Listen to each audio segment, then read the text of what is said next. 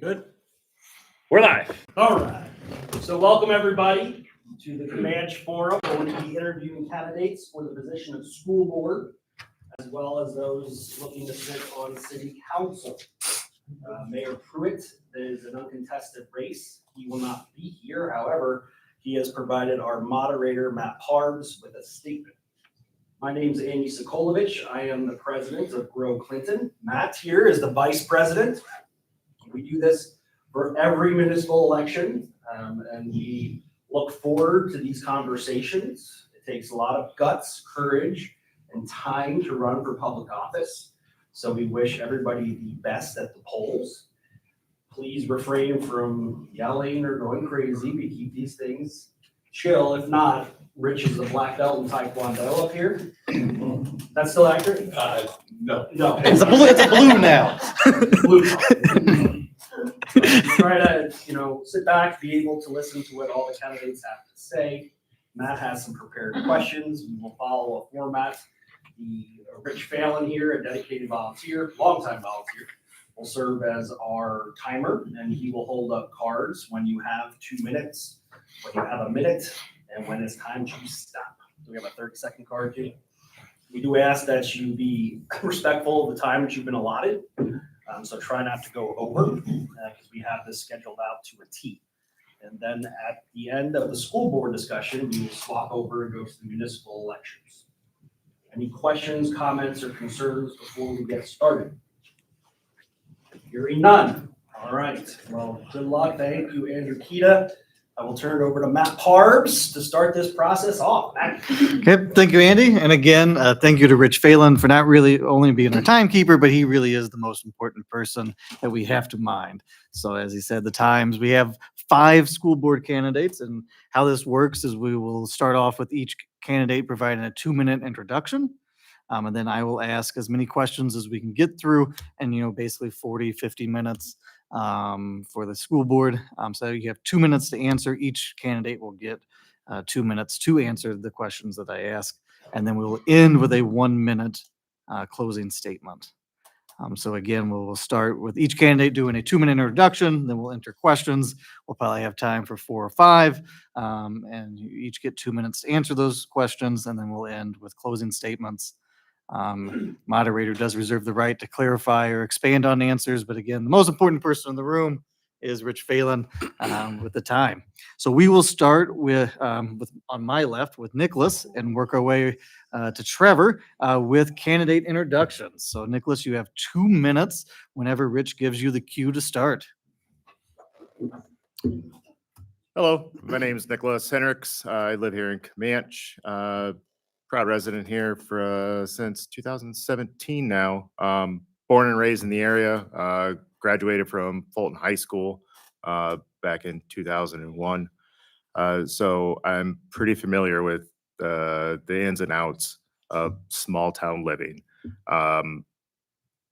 My interest in being here is we currently have 3 children going through the community school systems, and we kind of ran the gambit of all 3 types of kids you can have, between our oldest son, who had some physical disabilities that needed some intervention from the school levels, and our middle daughter, who was a high earning academic that kind of exceeded everything, and they had to find different ways to challenge her. And then our son now, who is a multi-sport athlete. So him being the last one now graduating this year, I've kind of taken a step back and looked at wanting to make sure that no matter what, every child still had the opportunity to go down any of those paths that they needed to, because it was important to see them be able to grow and achieve what they wanted to, even though they had very radically different paths through schools. Okay, thank you. Next up will be Jessica. Yes. No, I liked it there. Please. I was enjoying that. Okay.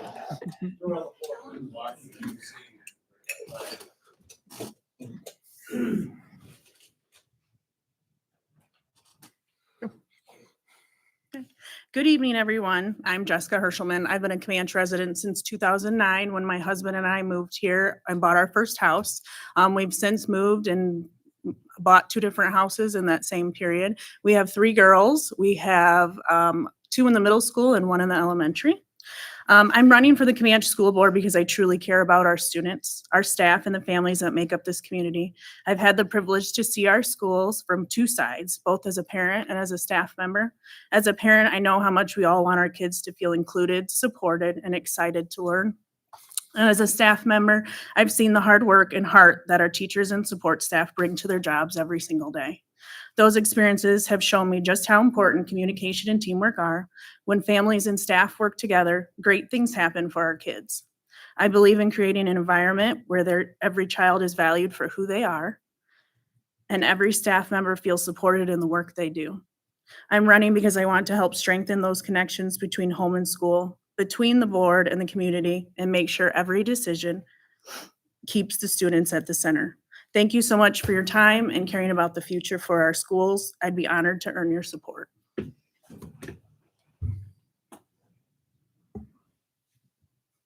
Yep. Next up is Jana. Hi, I'm Jana Linville Morrow, and I'm running for my 2nd term on Comanche School Board. I was appointed to the school board in 2023 to fill a vacancy and then was reelected on a special election in 23. So this will be my first 4-year term. I'm the mother of 4 children, 2 of which have graduated from Comanche High School, 1 in 8th grade, and then my husband Ryan and I decided to have another one so that we could be in the school district for another 18 years. So we have a 2-year-old. During the time my children have been at Comanche schools, I decided to further my education and go to law school and became an attorney and have worked really hard with my children to make that dream come true. And part of the reason I ran for school board to begin with was to give back to the community. The community helped me so much when I was struggling, trying to be at everything for my kids and show up every day. And this was a way that I could bring all the knowledge I had back to the table to help make good, quality decisions that not only helped our students, but made sure that Comanche is a district for the future. Okay. Next up will be Rich Klon. My name is Rich Klon. I'm running for re-election to the Comanche School Board. Thank you to the fellow school board members for being here tonight, or school board candidates for being here tonight. Thank you to Grow Clinton for organizing this event, and thanks to the City of Comanche for hosting. Most importantly, thank you to the people of Comanche who are here tonight or watching online. I do sincerely appreciate your effort to stay informed. My wife Aubrey and I were both born and raised here. Both went to school in Comanche K through 12. And all 3 of our children so far have gone to school through Comanche. And in fact, my wife and I and all 3 of our kids all went to kindergarten in the same classroom.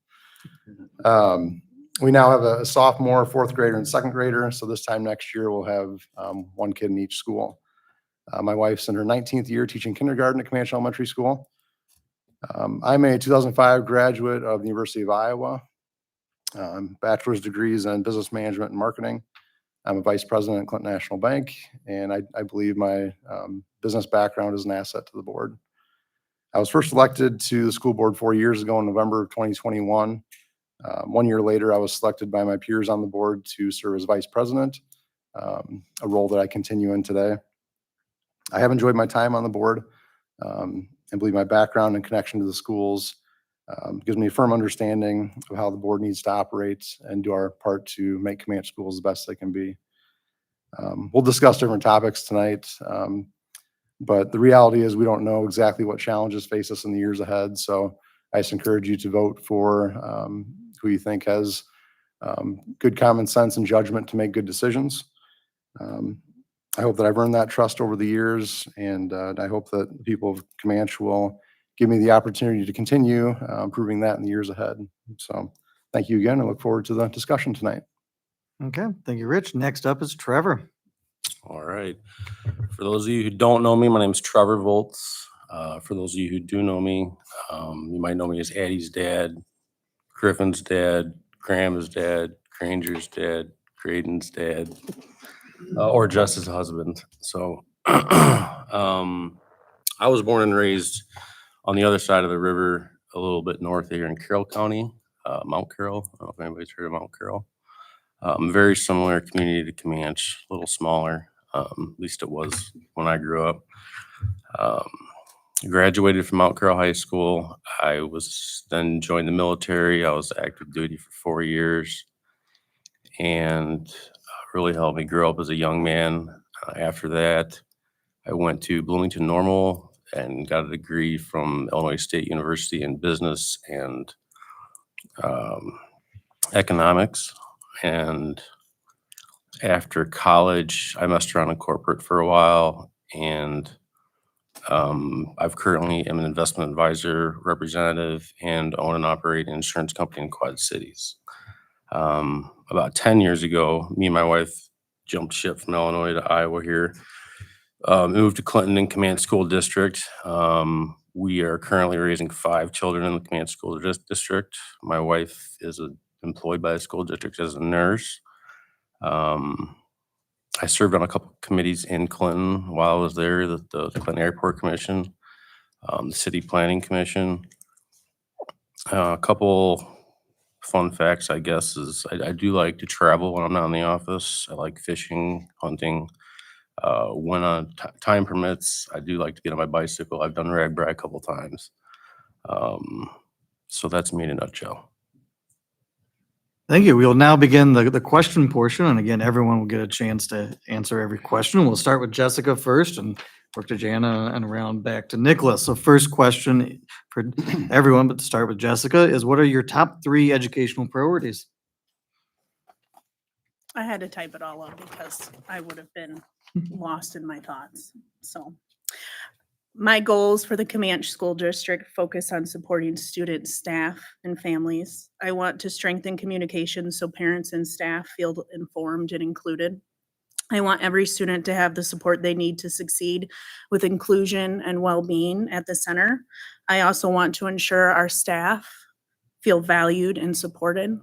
My goal is simple: a district where every child feels supported, every staff member feels appreciated, and every family feels connected. Yeah, thank you. Next, Jana. I think as the last 2 years have gone on with the school board and some of the challenges we've had financially, we've had to make some really tough decisions in our district about staffing and making sure that our students did not lose out on opportunities. So when looking at my goals for education, they would be to sustain what we have and build what we have better. How we do that is supporting our staff. Our students are going to feel supported if our staff feels supported. We've had a change in leadership that we have seen just the trickle down of the support coming to our community, to our faculty, even our students see it. Having kids whose every teacher knows their name, it's a pretty special thing, and our district has it. But that doesn't take away from the importance of learning and making sure that our teachers are being trained in the latest and greatest in the technology that is coming out for our students. AI is something that we're seeing everywhere, and making sure that our students are ready to take on the new world when they leave our high school. Thank you. Next will be Rich. Yeah, so we as a board, earlier this year, not too long ago, just went through a goal setting process. So I'm going to kind of stick to that since I was part of that. One was student growth. That includes, getting as close as we can, hopefully to 100% graduation rate, reducing absences when kids are in school. They obviously learn more. We want them in school. Increasing test scores and getting students exposed to college and career opportunities, whatever lies ahead for them in the future. Second would be financial health. We want to get to a point where we're on good footing there. And I think we're definitely trending in that direction. And then third would be district culture. We want to stabilize our student enrollment in the next 3 to 5 years. Ideally, we'd like it to grow, but at least we want to stabilize it. And then part of district culture also includes staff. We want to retain staff. And one of the things we've done recently is exit and entrance surveys, so we know why people are coming and going. So those would be the goals. Thank you, Rich. Trevor. My goals are pretty similar. I think that you get into something like this, main reason is to develop our children, give them the most opportunities available in life, as well as maintain a good working atmosphere for the district employees, and prepare our school district future for success. I want to be a voice, a tool. I want the people of Comanche School District to use me, my experience, my background, my strengths, whatever input I can contribute to make our school system the best it can be. Thank you. And then Nicholas? I think I share most of the same goals as everyone's mentioned up until now.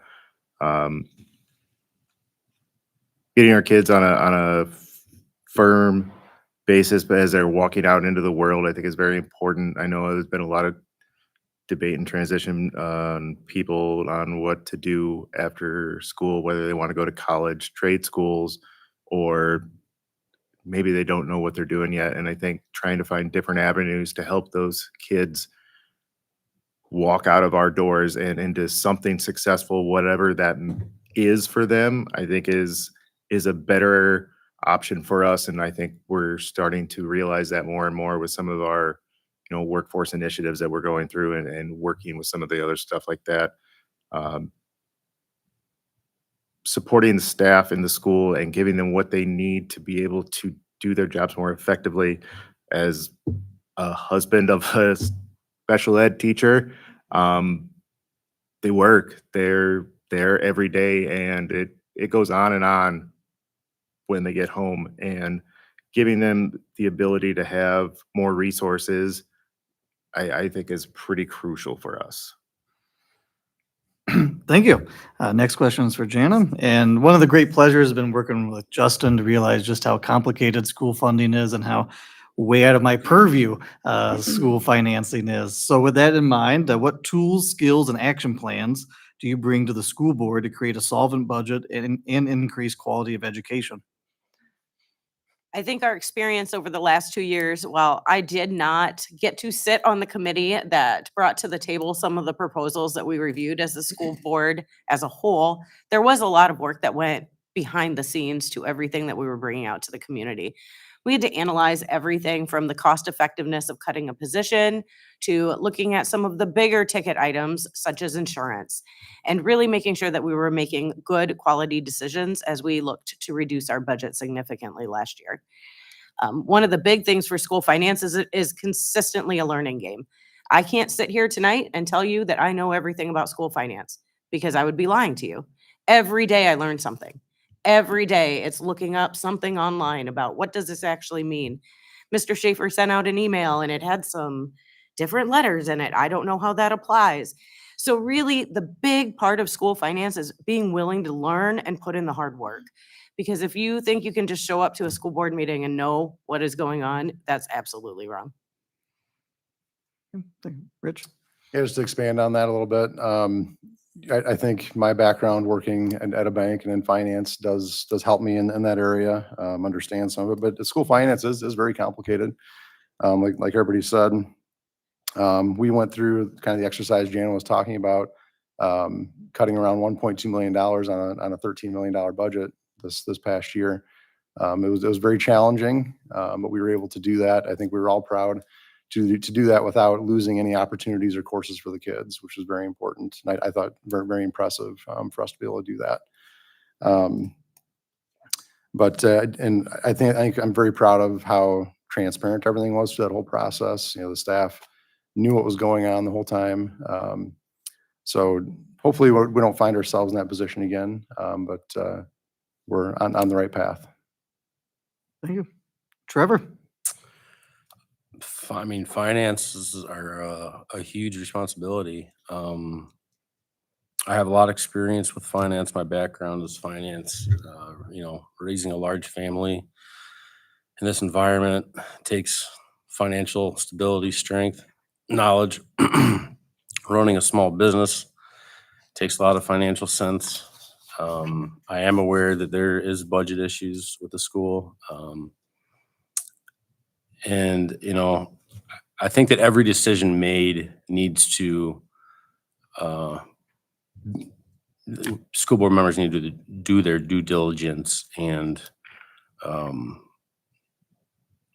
make educated decisions on what that may be. And I think there's probably a fine line between,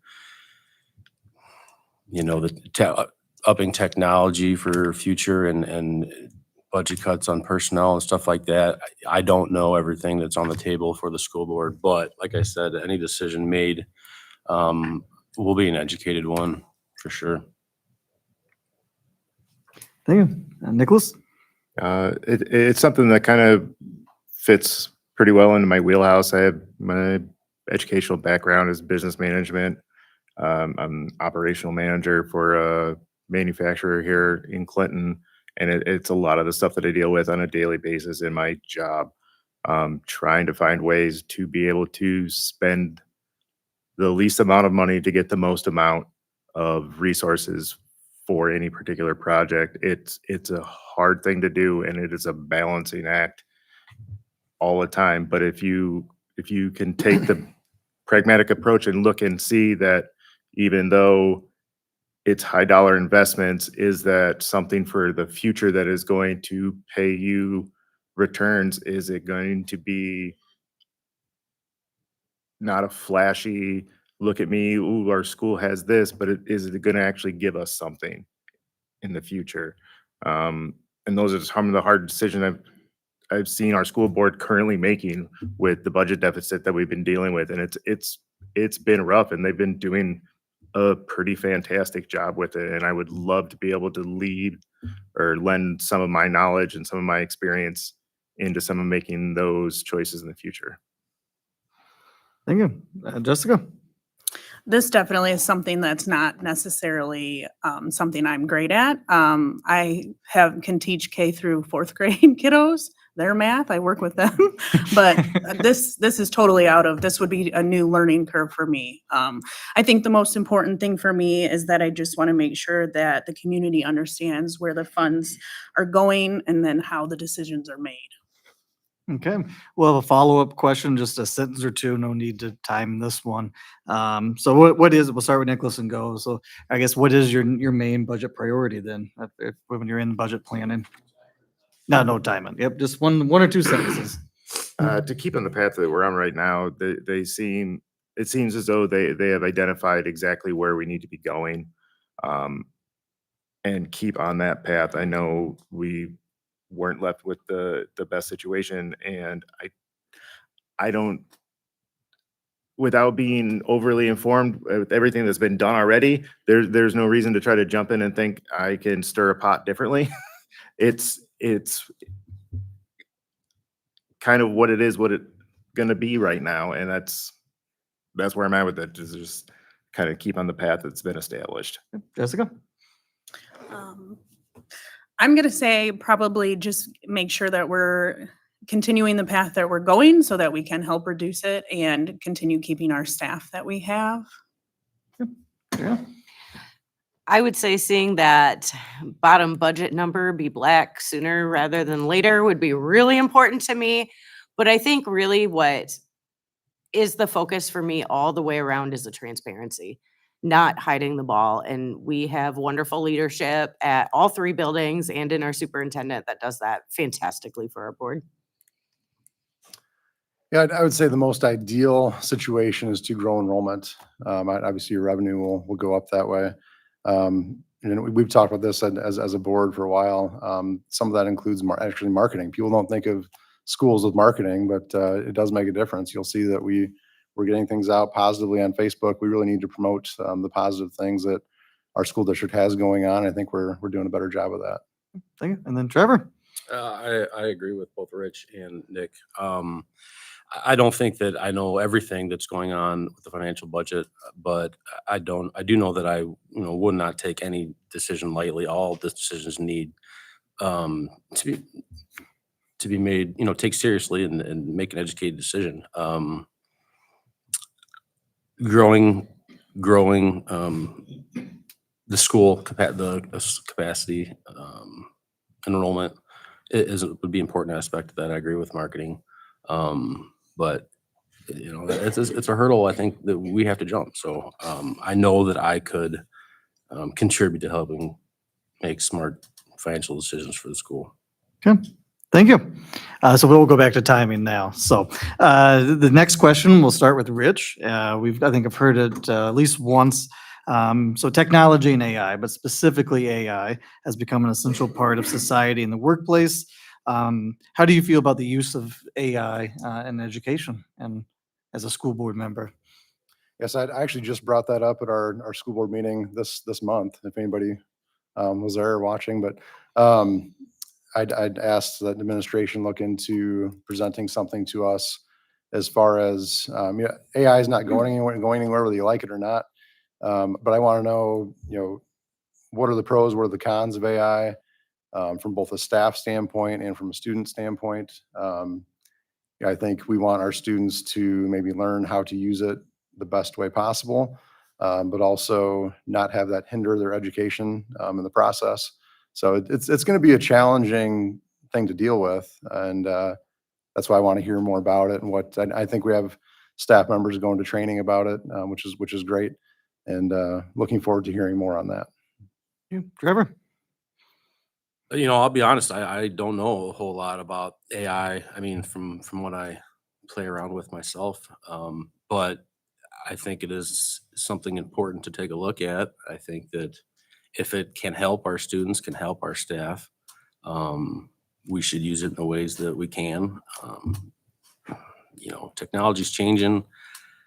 I think some for the good, some for the bad. I think we as adults, as parents, as school board members need to make an educated decision on the best outcome for our community.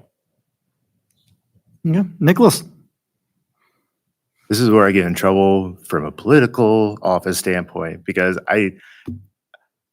having younger kids go through school, I have already watched them use AI.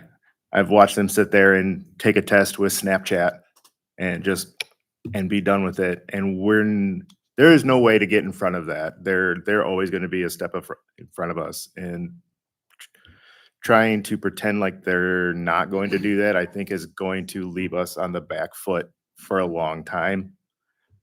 Trying to get them directed towards using it as a guide and research, and not just a answer on a test, is going to be our best bet. I use it at work. I unfortunately introduced it to a couple different people at work, and now I get nothing but ChatGPT summations from people, and they're lovely to read with all of their commas and bullet points and dashes, and it's amazing. I love it.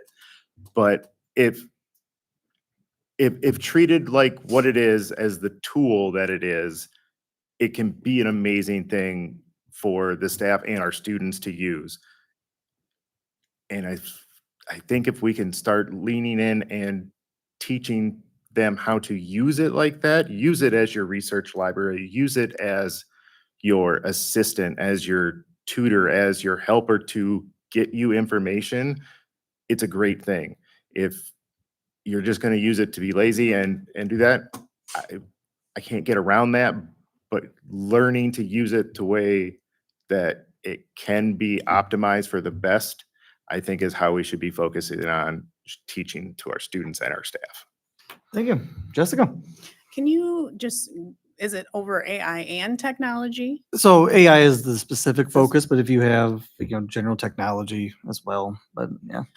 Just an example, the other day we were playing hotel with my daughters, and we had a keyboard, and we had one of the old Roteller phones out, and I started typing, and I was typing words, and the girl's like, "How can you type that fast?" And I was like, "Well, because I took computer class in school." I just think that I feel like we're losing that aspect. I think technology is super important. I think we need technology, especially in the world that we're in today. There's a lot of it. I just hope that with the new technology that, again, it doesn't take away from the students learning and using their own minds. So I will admit I was probably the last person in my profession to get on the AI train, but I got on it and I love it. So I have watched my older students, very similar to Nicholas. I can tell you that my two older students used AI in ways that were very inappropriate, especially during COVID.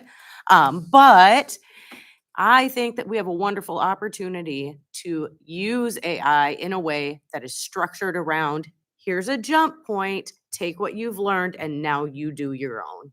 So, one of the things I'm an attorney and I write a lot of briefs, I write a lot, and I use AI to kind of look at okay, what's the case law for this? And then I pull it down and then I'm able to analyze it. That's what we need to be teaching our students as they go out into society. They're going to be doing jobs that we don't even know exist yet, using tools we don't even know exist yet. And we need to give them every advantage to do so in a structured, safe manner. My concern will always be with AI that we can't control what's out there. We can't control the trolls. So we need to make sure that we are giving our children the best guidance in using what comes out next to be successful adults. Thank you. This will be for Trevor. What steps would you take to strengthen and increase enrollment in Comanche Public Schools? Well, I think Comanche has a lot to be proud of. I mean, it reeled me in from outside of the school district. We've been very happy with Comanche, and I think I let people know that. I wear it on my sleeve. So I'm proud of it, and I think that, yeah, marketing, I've heard the topic come up for school board. Marketing is a huge thing, always will be, always has been. Specific marketing ideas, I don't know, but I'm sure we could come to something that works. And strengthening, the areas that we are already good at. Comanche has good programs. We have good extracurricular activities. When we came looking for a school district, we liked what Comanche had to offer because of, children with disabilities, because of the extracurricular activities. We just liked the small classroom idea with a lot of one-on-one attention from teachers and, just being good at what we're already good at. I think if people take a look at us, they'll, see the same thing. It's just getting those people to look at us. And so, I mean, yeah, marketing, attending school events, making sure, attendance at sporting events, making sure kids have opportunities to enroll in their extracurricular activities, whatever that may be, whether it's music or robotics classes or whatnot, just having those available so that when someone looks at Comanche, there's not a reason to go elsewhere. That would be it. Thank you. Nicholas? I agree a lot. It's using what we have to our advantage. We're a small town, small community, so there's going to be some blind spots. There's going to be some stuff that we just aren't going to offer because of our size. But finding ways around that and finding ways that we can still show that there is value in that. Our youngest plays soccer, avid soccer player for his entire life. If you didn't know, Comanche does not have a soccer team, but Comanche co-ops with Clinton. So he has been going to be a 4-year varsity letter winner at Clinton High School because he plays soccer for the River Kings.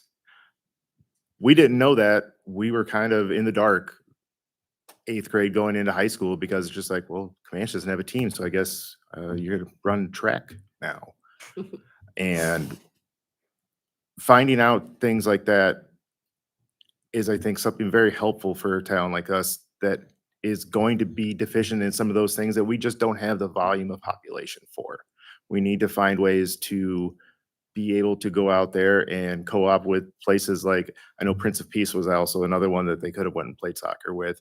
But if there are those opportunities that we can bolster our numbers with other smaller schools, communities like that, and still give them that opportunity, I think those are things that we should look at. And then it shows that even though Comanche doesn't offer that, it is available through our small town, where you still get that small town atmosphere that everybody wants.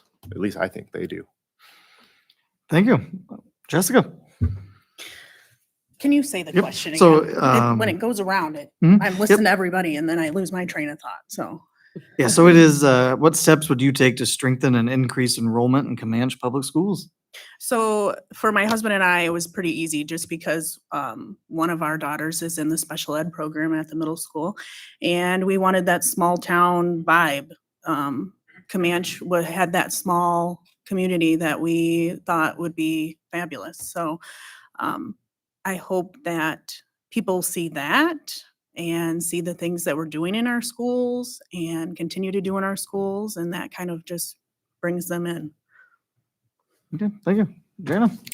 So I'm the opposite. I grew up in this itty bitty small town in Iowa, and I was moving to Comanche to go to the big city. I wanted to raise my kids in the big city. I wanted them to have all the adventures that I didn't get to have in Miles, Iowa. So when I moved here and I saw the things that we had for kids and the communities we had for kids, that was the biggest enticement for me. You know, my girls would run around the neighborhood with their friends who then became their teammates, who then became the people they graduated with and are the friends they still have today. What I think our school has is some amazing facilities. And we need to get our community and people from outside our community into these facilities. We have this wonderful theater. We should be having things in there more. We should be getting a more diverse environment of people in there. You know, we have our group of people that diligently come to theater performances, and that's wonderful. And we've had some amazing ones.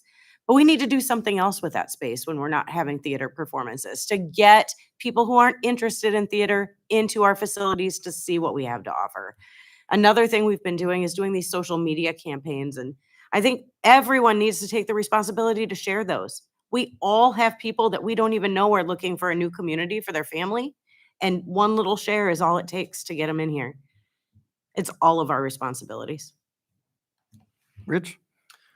Yeah, so we are an aging community in an aging county. So I've done some research on this. So all the cities and towns in Clinton County, Comanche is third in average population behind only Toronto and Lost Nation, which I didn't know before that research. But as far as average age, we are third in Clinton County. Now, that's not bad in and of itself, of course, but we have an older population still living in their homes, which is great, not a bad thing at all, just to be clear. But that does have an impact on younger families moving to the community. Has been very expensive to build new homes. So what's the solution? I go back to the marketing. We need to highlight the positive things that we have going on in our schools, which we have a lot of. I think we've started to really push more of that stuff. If you follow the district or any of the schools on Facebook, you'll see a lot of positive things. So continue to push that and hope that helps. Thank you. We have our final question, and this is one of Grow Clinton's priorities, so no pressure. What proposals do you have to prepare our youth for the workforce? And we'll start with Nicholas and work our way towards Trevor. So again, since there, what proposals do you have to prepare our youth for the workforce? I guess my biggest proposal or piece of guidance would be that there is no correct path. I have a wife who has a master's in education. She went the college route, kept going, loved it. I stopped at an associate's and then went back and went to trade school and still ended up in upper management. So there's different paths to get you where you want to go or where you're ultimately going to be happy. We get a weekly crisis phone call from our daughter at school who is about to completely switch her major from environmental science to tarot card reading or whatever TikTok told her to do it that week. And after about 45 minutes, it's, yeah, maybe I'm just going to go to class tomorrow. That's great. Thank you. Appreciate that. Trying to keep these guys not locked into, you just need to go to college, you get your degree and then all of a sudden when you walk out, you're going to be done. That's not everybody's path. And the more we make it okay that there is better paths for you as a person, the better off we're going to be. I'm a big trades person. It's what I've spent my life doing, and our trades are pretty hurting right now nationwide. It's going to be a very large demographic that is going to need to be filled, and I don't want to necessarily overly steer people to that, but to not make them aware that that's going to be a very good opportunity to create a good life and a good living for yourselves is we're doing a disservice to them by not showing them that that is available. Thank you. Jessica? I'm going to agree with Nick on a lot of those things. My husband's a blue collar worker and I have my para certificate. That's as far as I went. A lot of that was due to circumstances beyond my control for home life. But I definitely think that kiddos need to take their time and figure out where they want to go and what they want to do after school, like for college wise, or if they want to do trades, or if they want to go to cosmetology school, or so. Yeah. I think exposure is important. We have a community where we don't have a diverse population of careers for students to explore, but we do have opportunities. Something the high school and the junior high have been working on really hard getting started is J-term. And I'm actually taking a student over at my law firm in Rock Falls because she's very interested in the law. And I think that's wonderful. We are finding out what the kids' interests are, and we're looking for opportunities for them to kind of test the waters, even if it's just for a week. I think really looking for students' interests and letting them test out those little jobs in high school are so important. We have businesses and we had businesses that would employ high school students and they've kind of gone by the wayside a little bit. We've got Current that employs a lot of our students and Brent's, but we lost a daycare that employed a lot of our high school students.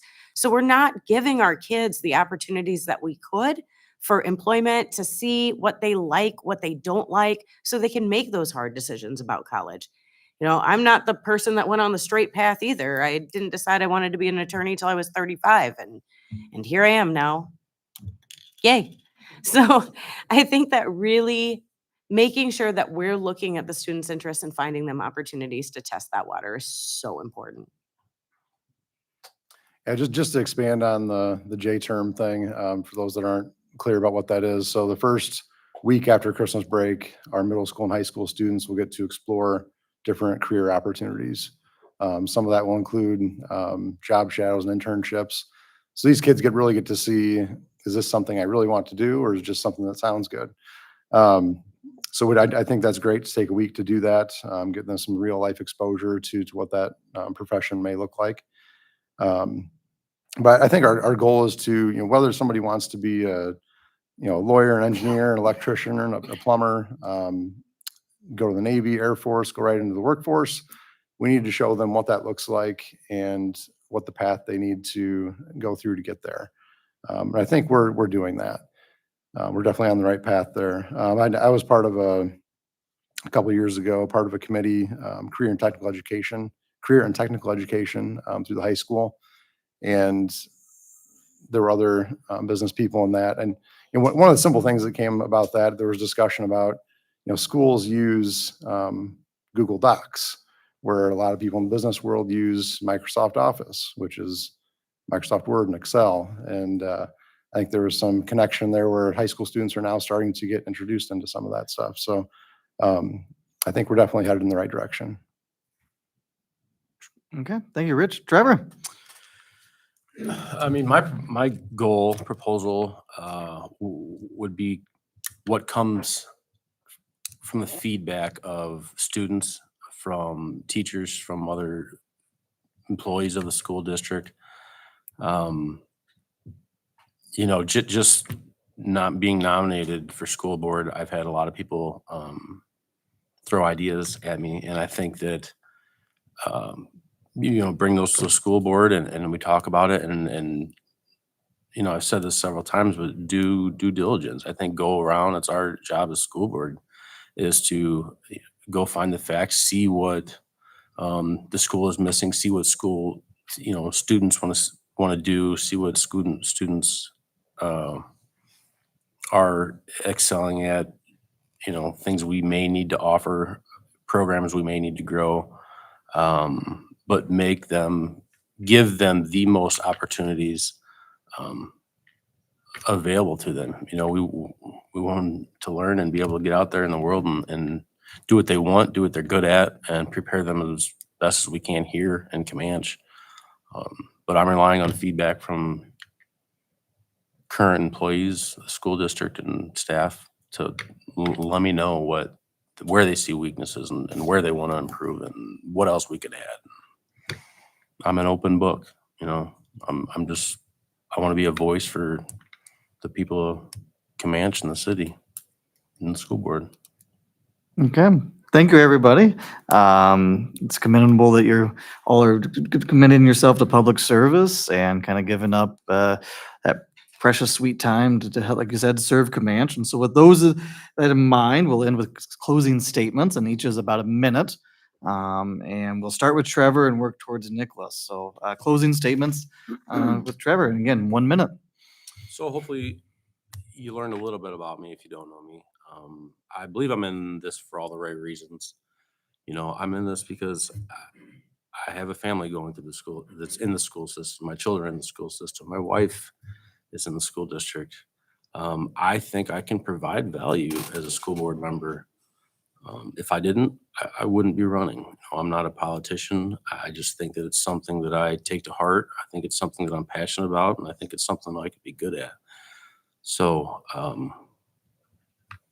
that being said, I appreciate your vote. I'm here to stay. I'm not going anywhere. Rich? Okay, I appreciate everyone's participation tonight. I respect the other candidates up here. It's not easy to put yourself out there like we're doing, so I appreciate that. It's good to have good people wanting to get involved. I think having this kind of interest in a school board opening is a good problem to have. So I hope I've proven my dedication to our community and to our school district, and I've proven my ability to represent the people of Comanche on the school board. There are things that our school district's doing well that we want to continue to do well. There are also things that we can improve on, and those efforts will continue too. I always welcome any feedback I can get from students, parents, staff members, community members. So we're all stakeholders in ensuring our kids get the best education and prepare themselves for the rest of their lives. So I respectfully ask for your vote on November 4th. Thank you.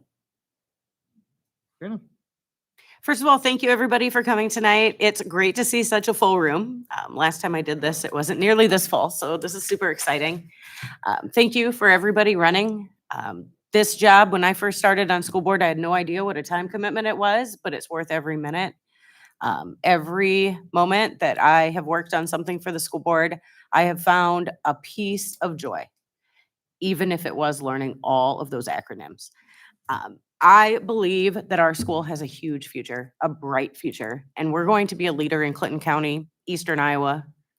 Under the leadership we have now, we're going to be unstoppable. And I hope that you consider voting me back in for re-election on November 4th. I'll be excited to lead again. Thank you. Jessica? Thank you so much for the opportunity to be here tonight and speak. I'm proud of our community and the heart of our schools. I'd be honored to serve and continue to bring a strong future for our kids. This is totally out of my comfort zone. This is something I would have never done, but we do crazy things for kids. So thank you. Nicholas? Thanks everybody for coming out. My main desire is just be involved in our schools and be involved in where I see I can help out. If this goes south, I'll probably be on the wrestling mats with Carsonson the rest of the year hopefully as the assistant coach for the wrestling team, because we needed a coach and nobody put in for it. So yeah, I got talked into taking some lovely training for 55 hours of how to be a coach. But I think I love this town. I love this community. It's a great place to live. And I want to start sharing it with more people that just maybe haven't heard how nice it is to be here. Well, thank you. That concludes the school board portion. We'll take a very short break, 3-4 minutes, and then go to the city council. So again, thank you, school board members, for a great flow of conversation, and thank you to Rich for being a great timekeeper. And we will again get the school or the council up here, and we'll make the transition. So thank you.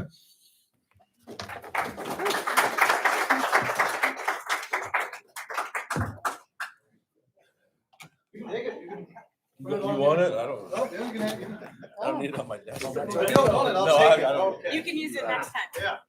Oh, do you want to use it then, or? Thank you. All right. Well, I don't know.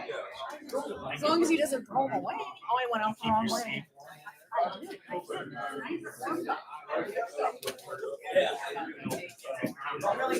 Where you got Randy go back? All right. Are we the only two here? I guess so.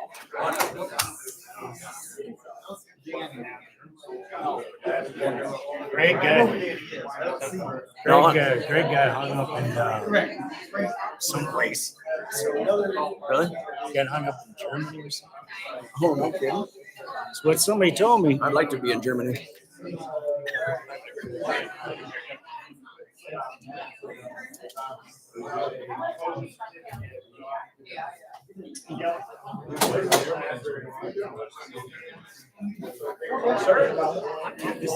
It's pretty good. Yeah. Get all those emails? Yeah. What do you think our revenue is here? 10 million a year? No. Our revenue is around 7.5 to 8 million. Okay. So that the reason we get to 10 or 11 million is because two things. When we took on that debt we brought the debt money in for 9th Street, so that counts as revenue. All right. And then any of the money that 3M has paid us to reimburse for those expenses. So the money in, money out for 9th Street, money in, money out for 3M. So it looks like we got $10.5, $11 million in and $11 million. Yeah, I was actually pleasantly surprised. I thought, really? And when I first read that, so. A good, what is that, about 30%? About 30%, yes. Either debt revenue and expenses or 3M. Yeah, we're usually in the 7.5 to 8. Okay. It looks like they're done drilling down there in that well. They got to 1,200 feet. We'll get the samples out there soon. So they're testing the water right now? The individual tests? Or they just have They're out there. We'll get them all back. Do you think that'll clean it? I think I got one back. Will that clean up the water situation, do you think? If the water source down there doesn't have the other, what was in there, nitrates and there's some radium, yeah. If that location doesn't have that, our water's probably done, really, because then But are you actually talking about color? No, I fill up a thing of water when I go to bed and I take a couple drinks of it. When I get up in the morning, there's little black, almost look like carbon particles. I thought you were talking about. So what you're actually talking about stems from a lot of different things. One is like every time the water tower fills up to a certain point, some of that stuff gets knocked loose. It goes up and down. So like the city of Comanche, I think they tried to go 5 feet, right, at most in a tower. Yes. Right. We try to stay at 5 feet. That minimizes it. But when, like for instance, switching to different pumps and it just changes. If you're going 8 feet, you're gonna have sediment come through, right? Even though you're startup. But most of the sediment, the discoloration, first off, it's all typically safe to drink. I don't know that we've ever had a test that was bad to drink. Well, I had it just tested. looks They like said crap. it looked like crap. It They looks said like it was crap. safe to drink. So I said, Yeah. okay. I have a well south of Comanche. You do? Yep. We're still live, so it's fine. Horrible, but it's safe to drink. Yeah, And if you left a bottle out in 2 hours, it would You good? just about the color of your shirt.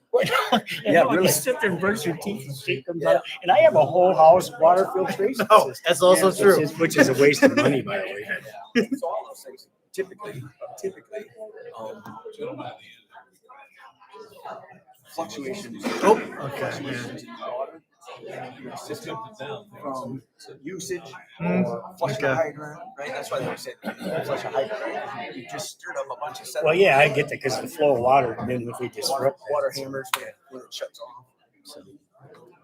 Different pipes. It's all. Like, have you ever been in an old house with iron pipes and you tap it Sorry? and all of a sudden it's just No, like, Yep. My house is probably 15 What years they old. actually talk about is when you deal with the water system. What they actually talk about is Okay. So we're gonna get started with the council part. Great. Thank you, Andrew. Yes. So, again, thank you everybody for attending Grow Clinton's candidate forum. Thank you again to the school board members. I think as Jessica said, especially as it starts, you kind of are like, whoa, this is real. And then as you start to kind of get in your comfort zone. Today we have a Mayor Pruitt statement, and then we'll begin with the city council forum. And we have a series of questions for our council members. For Austin, his kind of prepared statement is, thank you for extending the invitation to participate in the upcoming candidate forum scheduled for October 20th.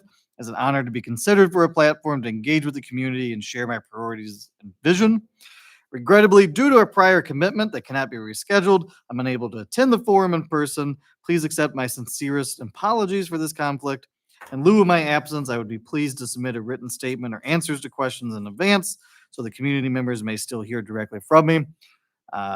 This is editorial on Grow Clinton. We are also having podcasts with all candidates, and we have a blog. So our plan is either podcast and or submit the questions to Austin that we can put in the event notes of this event so the community can hear the answers to the questions, to give him a chance to kind of expound. I thought that was a good idea from Austin to still, answer the questions in a written form, or hopefully if it works out for the podcast.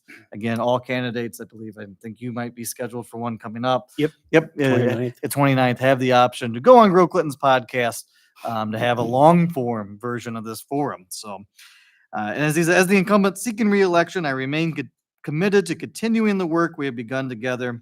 Over the past 2 years, we have achieved working with 3M to remove PFAS from our city water, many infrastructure upgrades like 9th Street, Fairway coming to town, and many others.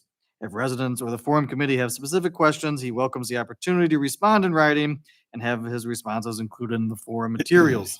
Thank you again for understanding and for the valuable service you provide to our community in facilitating thoughtful civil engagement. And so again, Austin will have a chance either through the podcast and or blog or both to kind of provide his answers to the forum. So now that concludes Austin's prepared remarks, and we'll begin the City Council at Large forum. We have 2 candidates here, and then 2 candidates who could not make it. So we are joined by Randy Goldbeck and Bob Edens. Greg Maxwell. Does anybody in town not know where Greg Maxwell is right now? If you don't, I feel really bad for him. I was also just in Germany. I only had like an hour flight delay. He practically had an entire day flight delay. And so I feel really bad for him and so he wrote a prepared statement while in the airport at Frankfurt, Germany.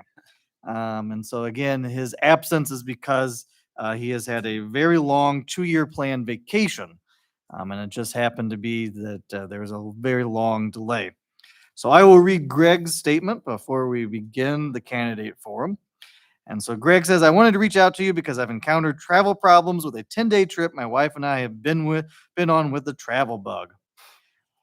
Actually, I think the travel bug booked my Germany vacation as well. Anyways, we should be on our way home from O'Hare right now. Instead, we're stuck in Frankfurt, Germany with 14 other locals.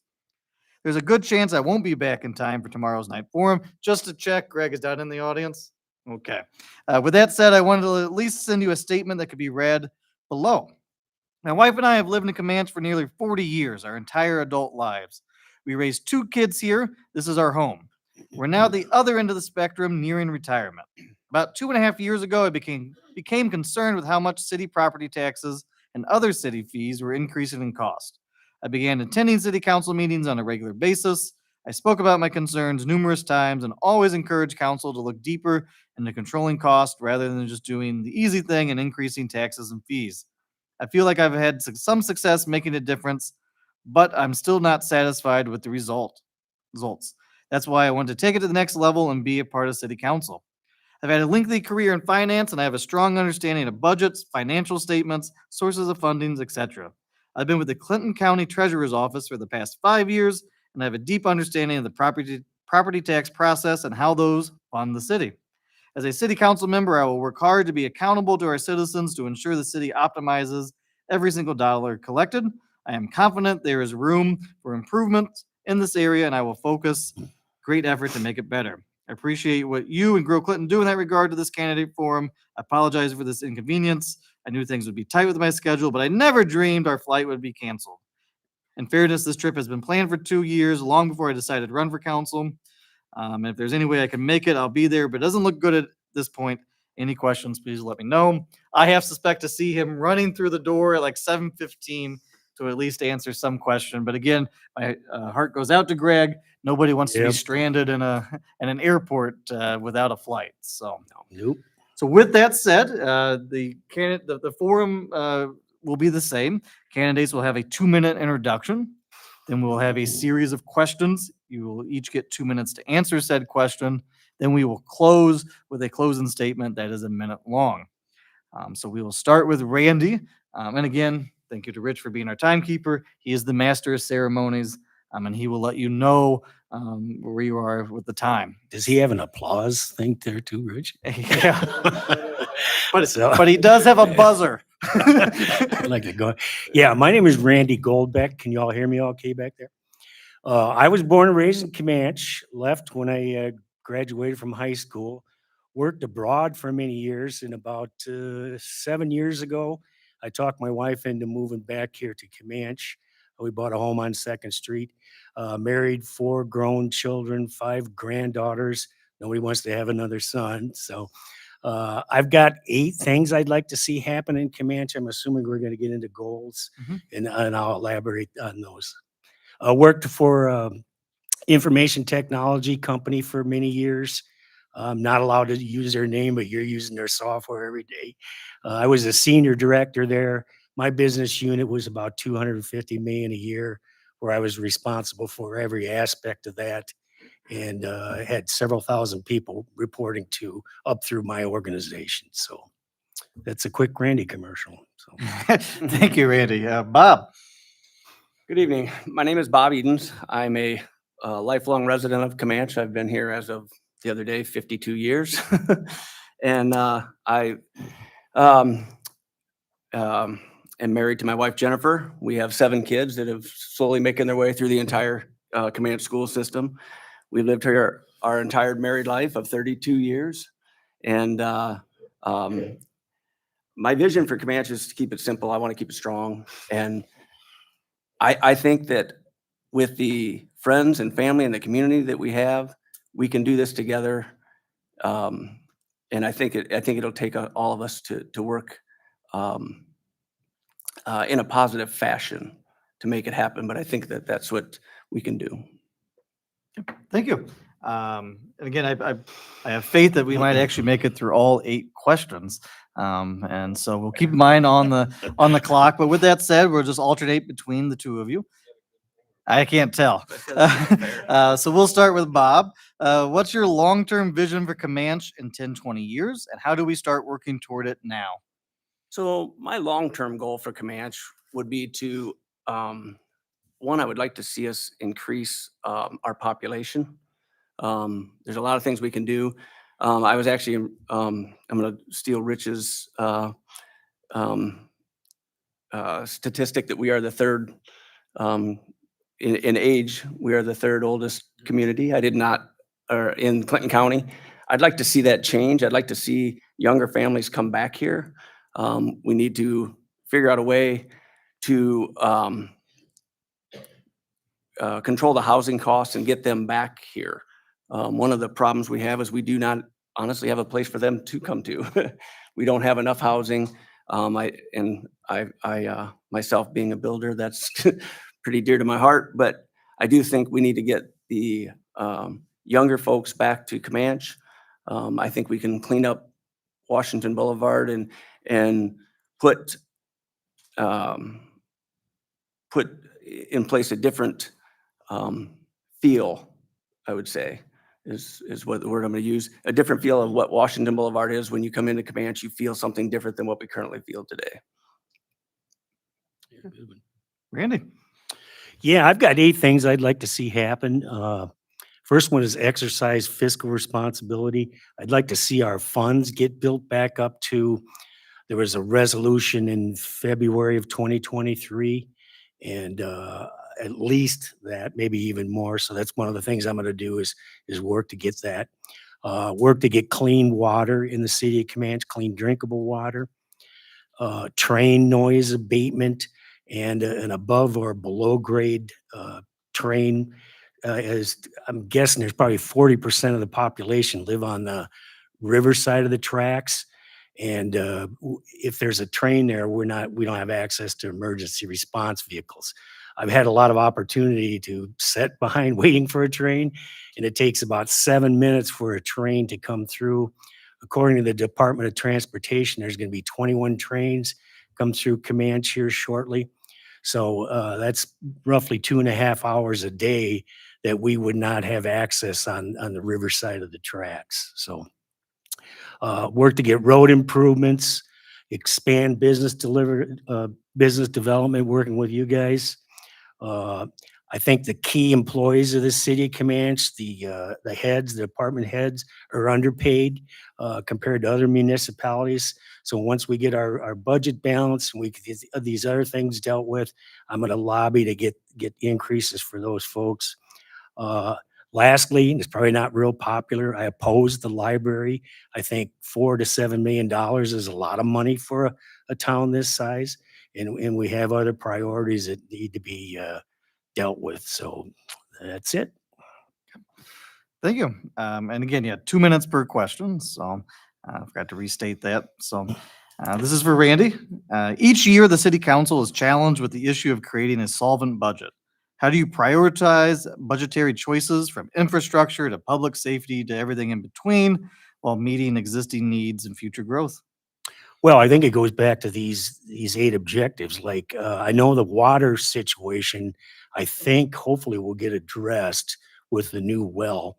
And there's an RFQ out there for the above grade train crossing. It's at its early stages, but that would be one thing I would make a priority in the budget.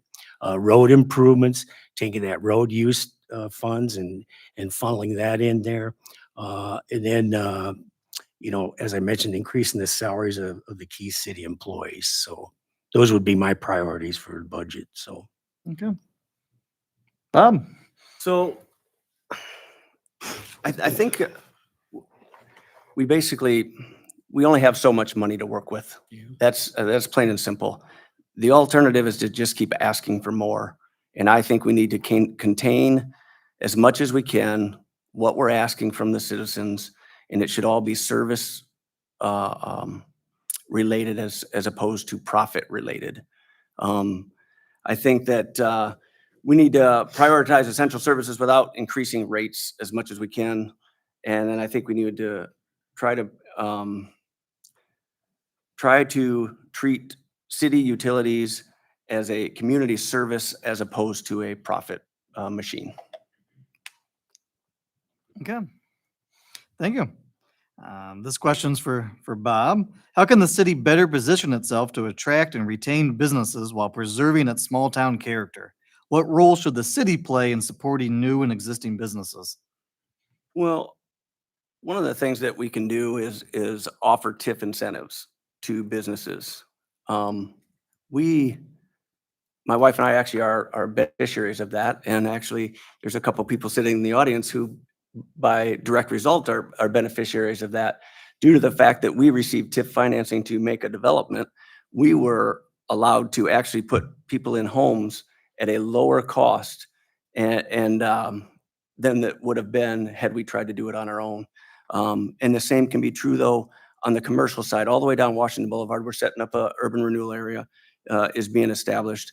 But I do believe that the TIF districts that are set up by the city council should be directed to the individual businesses as opposed to trying to consume it all up or compile it all up to work towards a common goal. I think if we can individualize each project, you're going to get a better result. You're going to get companies would be more incentivized to do the project if they were allowed to actually have the funds.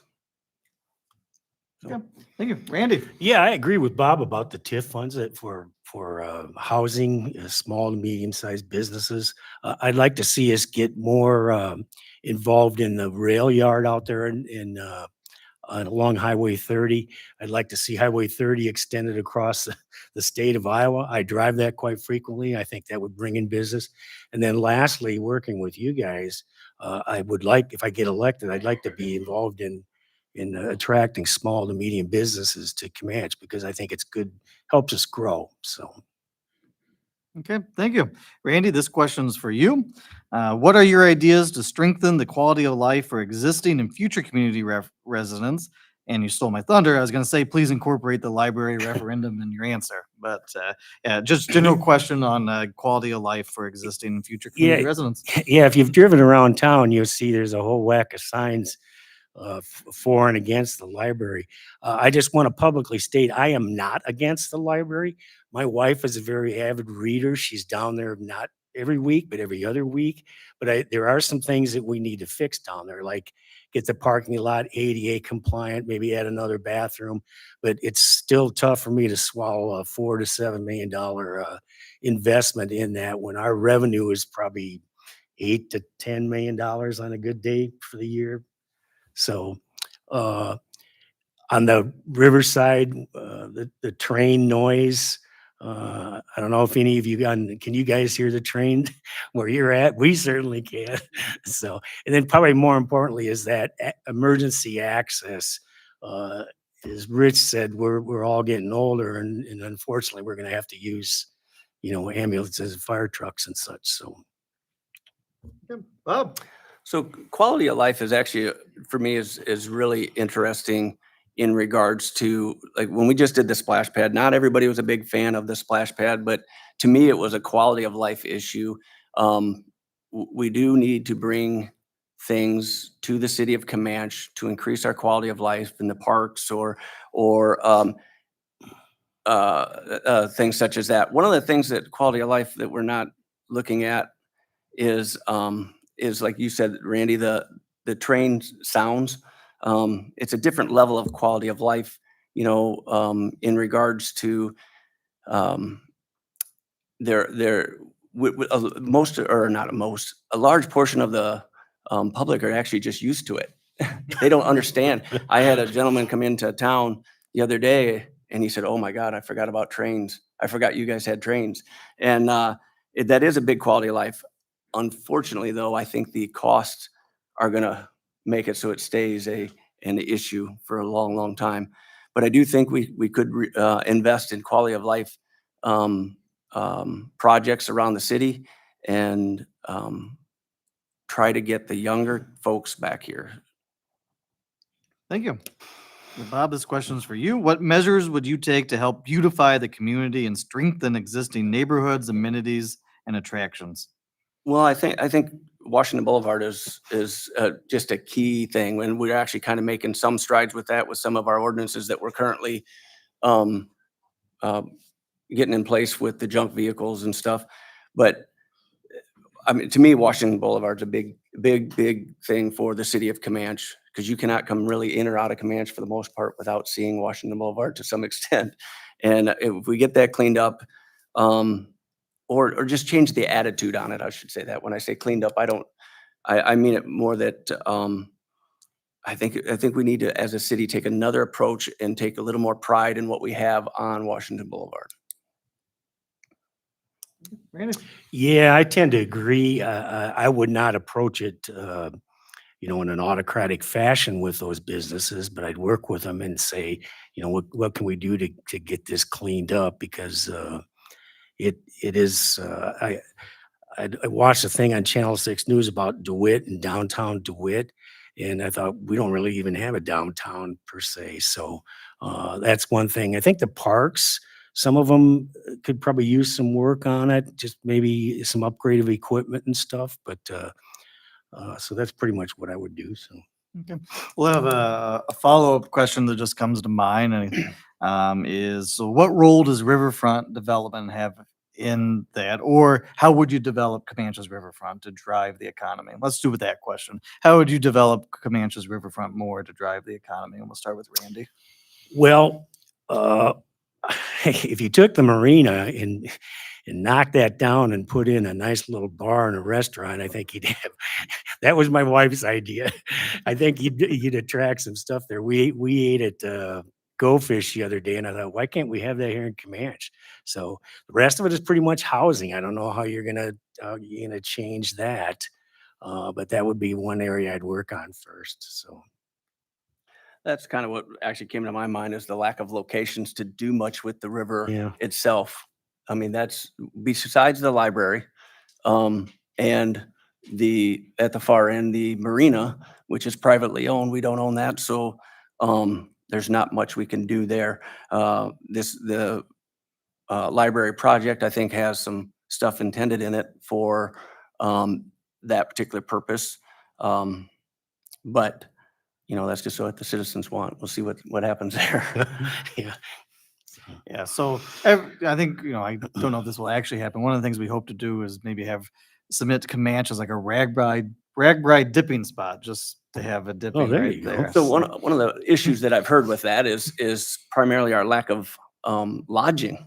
Yep. And that's, again, I don't know how you overcome that particular hurdle, but from my understanding, in years past. Clinton would be the amenity provider, Mhm. and the dipping site would be in Comanche. And truly, when you look at what they do in bigger cities, how far they bus people and drive to hotels, what's the difference between Comanche to the hotels? And then we're going off subject though. So Well- the moderator is going to reclaim control. It wasn't Yeah. it was in Clinton a few years Yeah, it back. was in wasn't it? Clinton Yeah. in 2021. But so just so I keep my order, we'll go to Randy again because I have my notes. Housing and childcare availability remain top of mind as we seek to develop and grow our community. What actions would you take to provide a quality and affordable housing market while supporting the increased demand for childcare opportunities? Well, like we said earlier, the TIF funds for new housing, I think I would support that. I believe that's a good initiative. Childcare, to be honest with you, I don't really have anything to say towards that. So Yeah. just Bob? being honest. Oh, yeah. So, yeah, I would go back with the TIF. I mean, we don't have many tools. The city of Comanche doesn't own tremendous amounts of ground that we could do much with. So we really have to rely on developers. And we only have so many tools that we can give them aside from just giving them cash. We only have so many methods that we can give them assistance to try to get them to develop. The bigger issue, though, even on developing, is that these young families just coming out of college or whatever, starting their career. Right now, the current state of the economy, it's our interest rates that are hurting us, and I don't know that we can influence that too much here at our level, but because until we can get people moving from either vertically or up in housing, we won't open up any for the young starting families. And then as far as childcare, we had a nice facility, and they too ran into government funding issues from different levels, whether it be at the state or the federal level. And all we can do is reach out to our representatives and see if we can't try to make it available, to try and give whatever assistance we can to try to make it available so we can get that back into our community. Thank you, Bob. This question's for you. How can the city encourage more youth engagement and youth leadership opportunities? So I would think that one of the things that we could do is, again, I think overall, if we, that's okay, I can stop. One of the things that we could do to help engage young families is, it's I think collectively, the citizens of Comanche need to have a different view of Comanche. We're all proud of Comanche. We all love Comanche. We all like to, we kind of like what we have though. It's quiet. There's not a lot of action. But I think if we can change some of our attitude or energy level in Comanche, we could start attracting the young families back here. Thank you. Randy? Yeah, I think it goes back to, Rich, you saying marketing. I think we need to market the city of Comanche too. When I first moved here 6 or 7 years ago, I saw all kinds of things on Facebook saying we're looking for housing where it's tough to find, but I don't see that much anymore. So I think as a city and perhaps working with you guys that we need to get the word out. So I intentionally moved back here to Comanche because I felt it's a place that I would want to raise my children, and it's a good place to retire to. So that's what I would do. So Okay. Randy, this question's for you. is it an easy one? No, it's actually E = M2 squared or whatever. C I can squared. answer I don't even know what it that. is. Math was never my strong suit. So, what motivated you to run for Comanche City Council, and what unique perspective or experience do you bring to the table? Yeah, really, it's the 8 things I mentioned. It's the water, the train. I'm not going to repeat them. They're all on my Facebook site, but I've had a lot of business experience, a lot of international business experience, negotiating multi-million-dollar contracts. I've had to deal with all kinds of employee issues, as you can imagine. So I feel I can just bring that experience to the city of Comanche. I'm retired now, so I can devote as much time as is needed. Really, my wife says I need to find another job, so I'm looking for your vote. So, so. Bob? So what motivated me was, my wife and I, like I said, we've laid our roots here. This is where we want to be. And I want to help. I want to help clean up Washington Boulevard. I want to rethink Washington Boulevard. And I really, really want the city of Comanche to be a place. My wife and I, we travel around a lot, and we travel to other cities just to go look at them. This Comanche is not necessarily a place that you just go look at.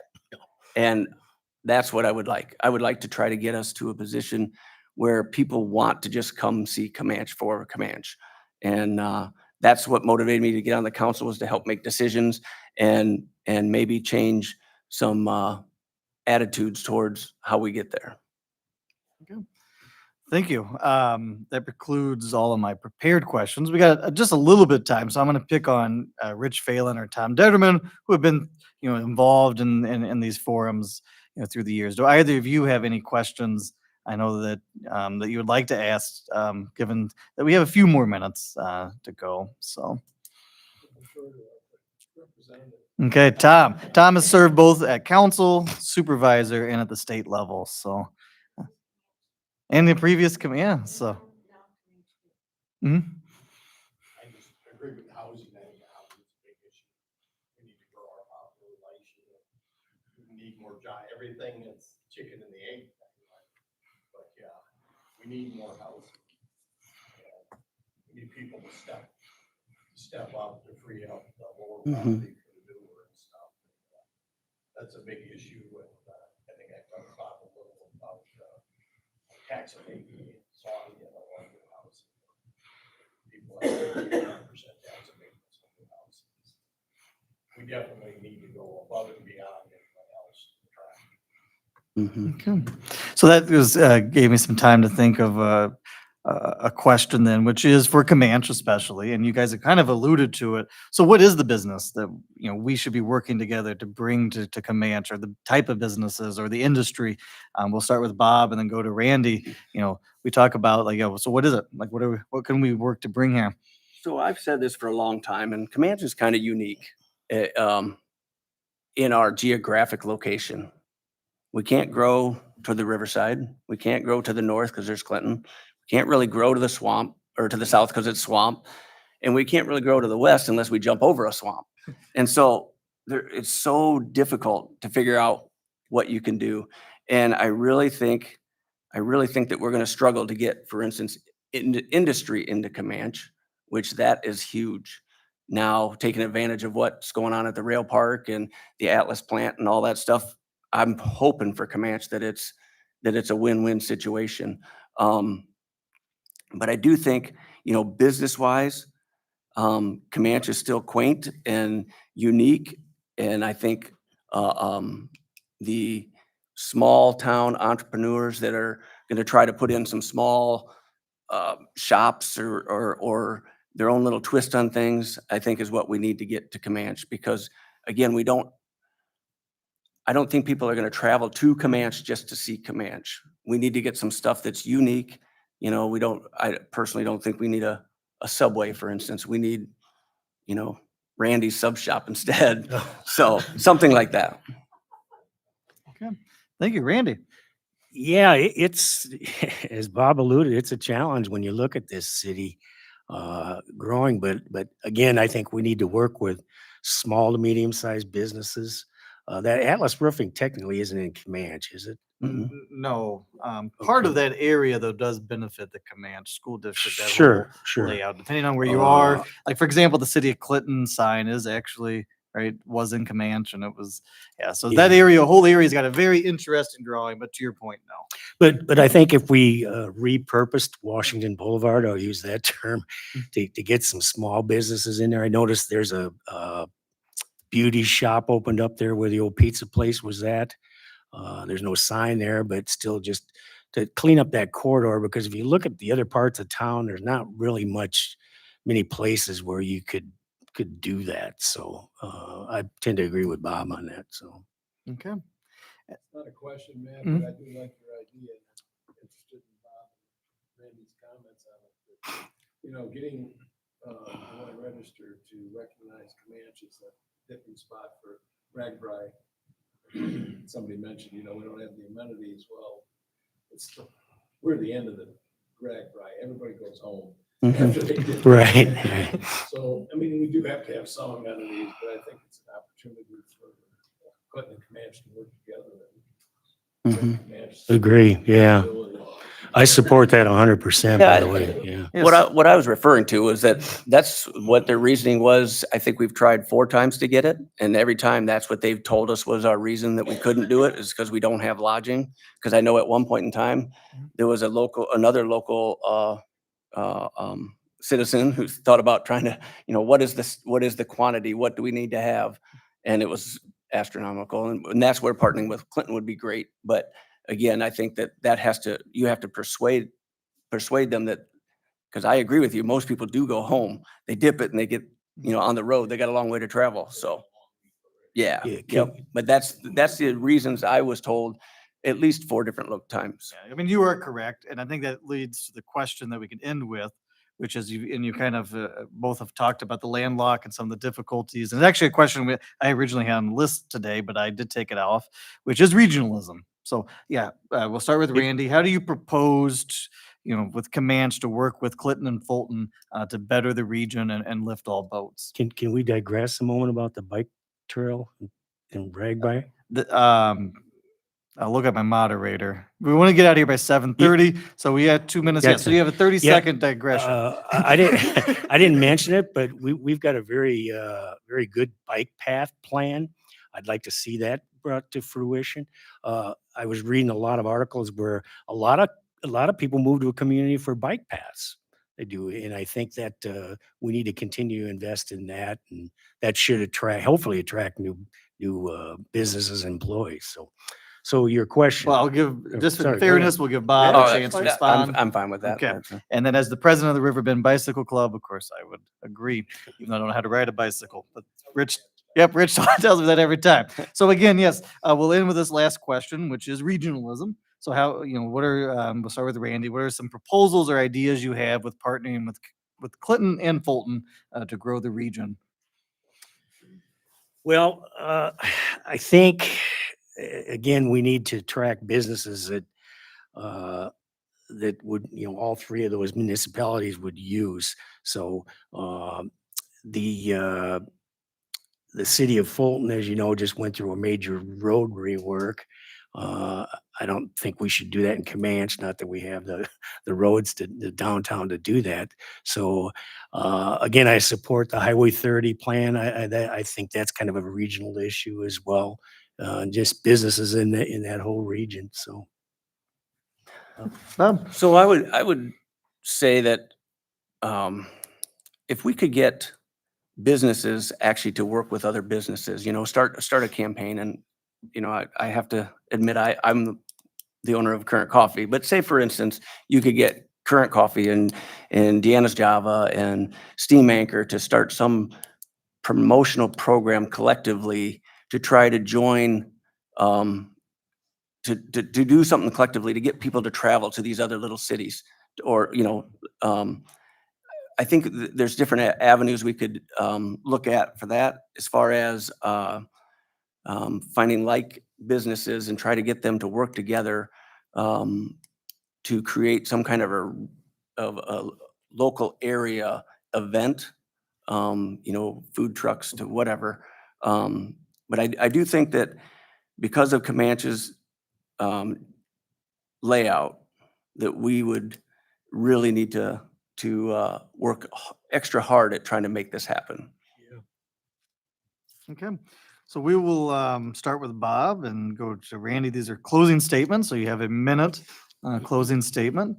And again, we'll start with Bob. So just again, I've made Comanche my home my entire life. I've never lived anywhere else. I don't really know much about anywhere else as far as that goes. We've raised our family here. I love Comanche. I love all that Comanche has to offer, from our school systems to the city itself. I think that we can take a lot of pride in what we do have. And I think if we can change the atmosphere or the feeling of Comanche with the residents, that we could do a lot. I really do. I do think we could get people to come to see Comanche just to see Comanche. It's going to take a lot of work, but I think we can do that. I think that we have a lot of supportive citizens that would, they just don't know where to go. They don't know what to do, how to do it. And I think we can put something together to make some of that stuff start to happen. You done? Yep. Yeah, the city of Comanche was very good to me and my family early on when I lived here before. And I intentionally chose to move back here.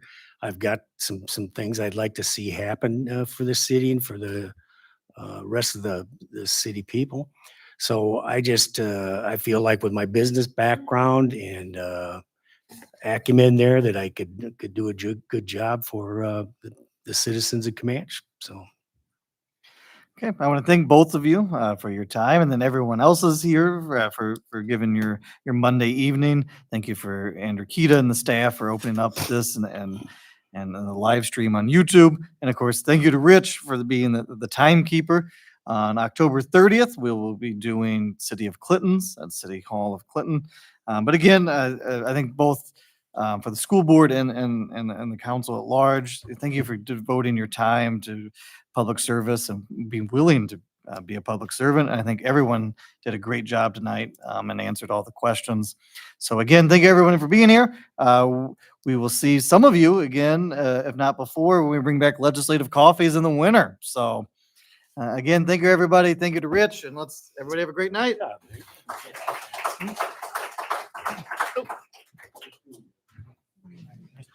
Thank you. Thank you, sir. Yeah. Thanks for going down